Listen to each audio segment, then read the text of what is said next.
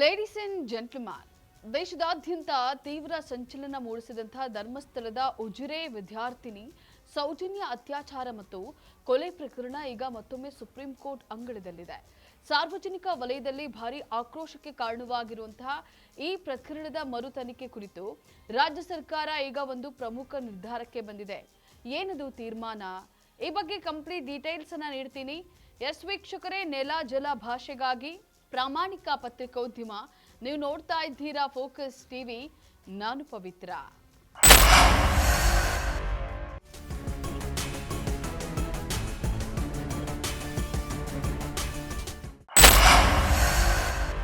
ಹೌದು, ಸೌಜನ್ಯ ಪ್ರಕರಣದ ಮರು ತನಿಖೆ ನಡೆಸುವ ಬಗ್ಗೆ ಕೇಂದ್ರ ತನಿಖಾ ಸಂಸ್ಥೆ ಅಂದ್ರೆ ಸಿಬಿಐ ಅಥವಾ ಕೇಂದ್ರ ಸರ್ಕಾರವೇ ಅಂತಿಮ ತೀರ್ಮಾನವನ್ನ ತೆಗೆದುಕೊಳ್ಳಿ ಅಂತ ಹೇಳಿ ಸುಪ್ರೀಂ ಕೋರ್ಟ್ಗೆ ತಿಳಿಸಲು ರಾಜ್ಯ ಸರ್ಕಾರ ಮುಂದಾಗಿದೆ. ಮುಂದಿನ ವಾರ ಸುಪ್ರೀಂ ಕೋರ್ಟ್ನಲ್ಲಿ ಈ ಪ್ರಕರಣದ ವಿಚಾರಣೆ ನಡೆಯಲಿದೆ. ಈ ಹಿನ್ನೆಲೆಯಲ್ಲಿ ಗೃಹ ಇಲಾಖೆ ಮತ್ತು ಕಾನೂನು ಇಲಾಖೆಯ ಉನ್ನತ ಅಧಿಕಾರಿಗಳೊಂದಿಗೆ ರಾಜ್ಯ ಸರ್ಕಾರ ಮಹತ್ವದ ಸಮಾಲೋಚನೆಯನ್ನು ನಡೆಸಿದ್ದು ಕೋರ್ಟ್ಗೆ ತನ್ನ ನಿಲುವನ್ನ ಸ್ಪಷ್ಟಪಡಿಸಲು ಸಜ್ಜಾಗಿದೆ.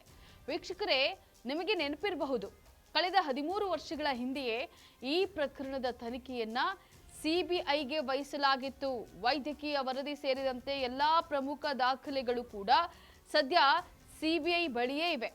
ಹೀಗಾಗಿ ಮರು ತನಿಖೆಯ ನಿರ್ಧಾರವನ್ನ ಕೇಂದ್ರ ಅಥವಾ ಸಿಬಿಐಗೆ ಬಿಡೋದು ಸೂಕ್ತ ಅನ್ನೋದು ಸರ್ಕಾರದ ಅಭಿಪ್ರಾಯವಾಗಿದೆ. ನಿಮಗೆ ಗೊತ್ತಿರಬಹುದು, ಸಾಕ್ಷ್ಯಾಧಾರಗಳ ಕೊರತೆಯಿಂದಾಗಿ ಪ್ರಮುಖ ಆರೋಪಿ ಸಂತೋಷ್ ರಾವ್ನನ್ನ ಸಿಬಿಐ ವಿಶೇಷ ನ್ಯಾಯಾಲಯ ಖುಲಾಸೆಗೊಳಿಸಿತ್ತು. ಈ ತೀರ್ಪಿನ ಬೆನ್ನಲ್ಲೇ ಸೌಜನ್ಯ ತಾಯಿ ಕುಸುಮಾವತಿ ಗೌಡ ಮರು ತನಿಖೆಗೆ ಆಗ್ರಹಿಸಿ ಸುಪ್ರೀಂ ಕೋರ್ಟ್ ಮೆಟ್ಟಿಲೇರಿದ್ರು. ಇನ್ನೊಂದೆಡೆ ಸಿಬಿಐ ಕೂಡ ಕೆಳ ಹಂತದ ನ್ಯಾಯಾಲಯದ ಆದೇಶವನ್ನ ಪ್ರಶ್ನಿಸಿ ಅರ್ಜಿಯನ್ನ ಸಲ್ಲಿಸಿತ್ತು.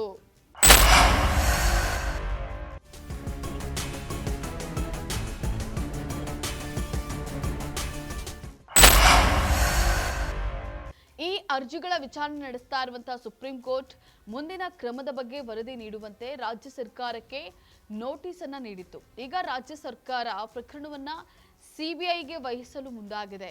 ಸೌಜನ್ಯ ನಿಗೂಢ ಹತ್ಯೆಗೆ ನ್ಯಾಯ ಸಿಗಬೇಕು ಅಂತ ಹೇಳಿ ಇಡೀ ಕರ್ನಾಟಕವೇ ಕಾಯ್ತಾ ಇದೆ.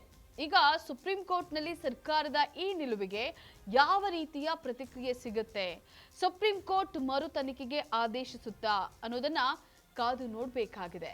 ಇದಾಗಿತ್ತು ಈ ಕ್ಷಣದ ಪೊಲಿಟಿಕಲ್ ಅಪ್ಡೇಟ್. ನೆಲ ಜಲ ಭಾಷೆಗಾಗಿ ನೋಡ್ತಾ ಇರಿ ಫೋಕಸ್ ಟಿವಿ.